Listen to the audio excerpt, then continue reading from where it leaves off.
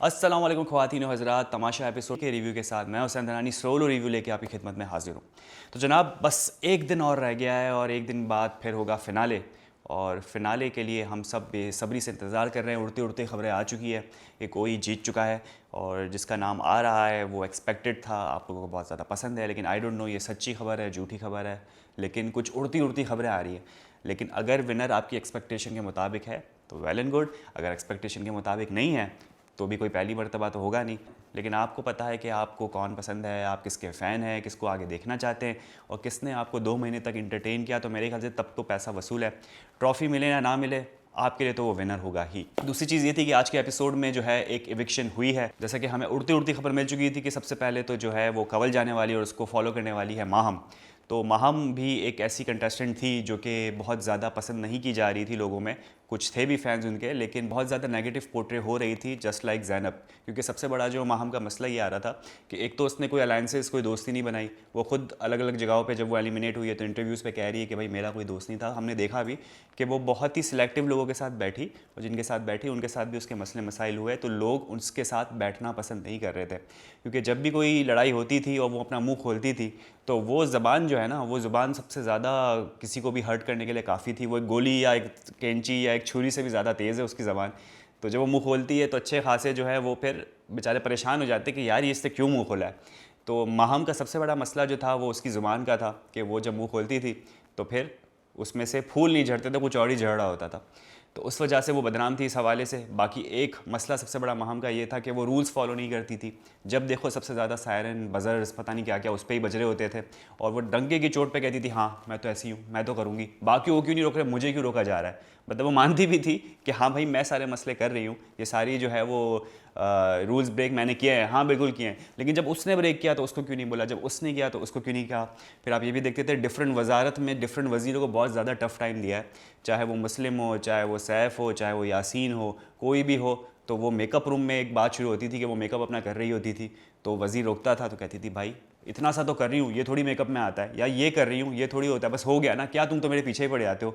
तो वो हर चीज़ को बहुत लाइटली लेती थी और ज़ाहिर सी बात है वज़ीर के लिए तो हर चीज़ स्ट्रिक्ट होती है कि भाई बादशाह सलामत को एट दी एंड जवाब देना, क्योंकि बादशाह का भी भरोसा नहीं है। तो इस मामले में माहम ने बहुत ज़्यादा वज़ीर को भी तंग किया है और साथ साथ जितने भी कंटेस्टेंट थे कहीं ना कहीं उनसे लड़ाई होती रही है। फिर हम ये देखें तो खाने के मामले में भी जब कोई चीज़ बन रही होती है या फिर जब बज़र बज गया या सायरन बज गया कि आपने नहीं खाना, तब भी वो खा रही होती थी, या फिर कुछ अपने लिए अलग बना रही होती थी। तो ये सारे इश्यूज़ थे माहम के साथ। लेकिन जब भी कभी दोस्ती निभाने की बात आती थी या किसी के साथ जो है वो अलायंस की बात आती थी तो माहम वो कैरेक्टर थी जिसके बारे में हमने कभी उनका नाम सुना नहीं। यानी अगर हम दोस्ती की मिसाल दें तो कहते हैं कि हाँ यार सैफ़ यासिन की बड़ी अच्छी दोस्ती है भाई, बहुत आगे तक ये लोग जाएंगे। फिर हम कहते थे कि यार मुस्लिम का जो ग्रुप है दानिया, ये जैसे भी हैं एक दूसरे के पीछे एक दूसरे की बुराई करते हैं लेकिन आपस में जो एक ग्रुप अच्छा बना हुआ था। मैडी, दानिया, मुस्लिम एक ग्रुप था। फिर ऐसे कवल, रदा एक साथ घूमा करती थी, फिर सैफ़, यासीन, इस तरीके से बहुत सारे ग्रुप्स हमारे जहन में हैं। लेकिन बात यही है कि लेकिन माहम किसी के साथ जो है वो जुड़ती हुई नज़र नहीं आ रही थी, ना उसके साथ कोई उसका नाम था। तो बड़ी बात है कि ये अकेले खेलते हुए और इतनी नेगेटिविटी के साथ भी यहाँ तक पहुँच गई। तो अब ये जाके निकली हैं और इसमें मेरे ख्याल से पब्लिक को इतना ज़्यादा कोई गम गुस्सा नहीं है, क्योंकि इतना डिज़र्विंग पब्लिक इसे समझ नहीं रही थी ना। अगर मैं खुद की भी पर्सनली बात करूं तो कुछ बुराइयां थी जो कि मैंने ज़ुबान की बात की और बाकी जो रूल्स ब्रेक करने की बात की, सबसे ज़्यादा जो पैसे कटवाए, जो खाना ऑर्डर किया, वो भी उसमें सबसे सर फहरिस्त जो है वो माहम है। तो माहम का जाना बनना था तो पब्लिक ने उसे निकाला। लेकिन एक और बंदी जिसका जाना बनना था, सारा नीलम, वो अभी तक जो है वो नहीं है। तो वो अभी तक जो है वो नहीं गई, अभी तक टिकी हुई है। टॉप 5 में माशाल्लाह से वो पहुंच गई है। तो इस पर मैं क्या ही बात करूं, 2-3 एपिसोड से मैं बात कर रहा हूं। अब यही लग रहा है कि शायद बादशाह सलामत जब खड़े होंगे स्टेज पे, 2 लोग रह जाएंगे तो उसमें से एक सारा नीलम शायद हो, क्योंकि जब यहाँ तक पहुँच गई है तो वहाँ भी आप एक्सपेक्ट कर सकते हैं कि शायद बड़ी आसानी से पहुँच जाए। तो माहम जा चुकी, कवल जा चुकी, अब बच गए टॉप 5 घर के अंदर। और घर के अंदर जब ये टॉप 5 बच गए तो कुछ करने को नहीं है।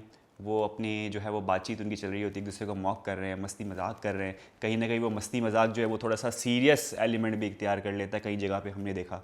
लेकिन कहीं ना कहीं फिर लोग उसको दबा भी देते, छोड़ो यार जाने दो, कितने दिन रह गए, 1 दिन रह गया, 2 दिन रह गया। तो उस तरह से उन्होंने फिर दरगुजर करना भी शुरू कर दिया। लेकिन अभी भी कहीं ना कहीं एक दूसरे को ये लोग सुना ज़रूर रहे हैं। तो मैं सबसे पहला पड्डा तो हमने माहम और मुस्लिम का ही देख लिया कि जब मुस्लिम ने ताना मार दिया माहम को कि भाई देखो बोल भी कौन रहा है, सबसे ज़्यादा पैसे तो तुमने कटवाएं, और तुम कह रही हो कि चलो यार कोई मसला नहीं, जाने दो।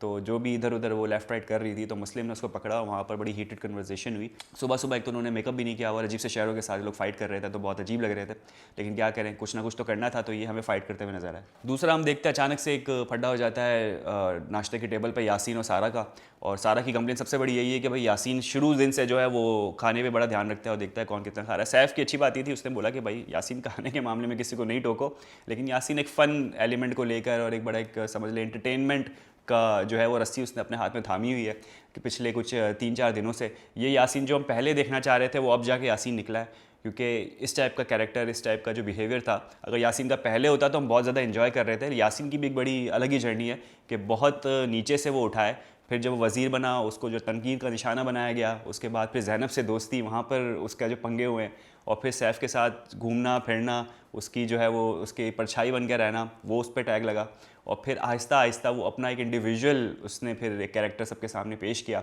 जिसमें वो डांसिंग हो जाए या वो जो कॉमेडी हो जाए या कोई ऐसा वन लाइनर हो जाए, या बादशाह के साथ उनकी जो नोक झोंक हो रही थी। इवन बादशाह कह रहे होते हैं कि भाई तुम्हारा और मेरा लगता है कोई रिश्ता है कि जब भी मुझे आना है तुमसे बात करनी ज़रूरी है। तो ये एक बड़ी इंटरेस्टिंग ऊपर नीचे होती हुई जर्नी जो है यासीन को यहाँ तक पहुँचाया है। जो अब यासीन दिख रहा है वो कैरेक्टर वो इन्जॉय कर रहे हैं, और अब तो कुछ ज़्यादा दिन रह नहीं गए, 2 दिन रह गए, इसमें क्या ही कुछ यासीन कर लेगा। लेकिन हम चाहेंगे ये कि यासीन जब इस घर से बाहर निकले, जब एंटरटेनमेंट की दुनिया में जाए, तो ये टैलेंट और भी हमें दिखाए।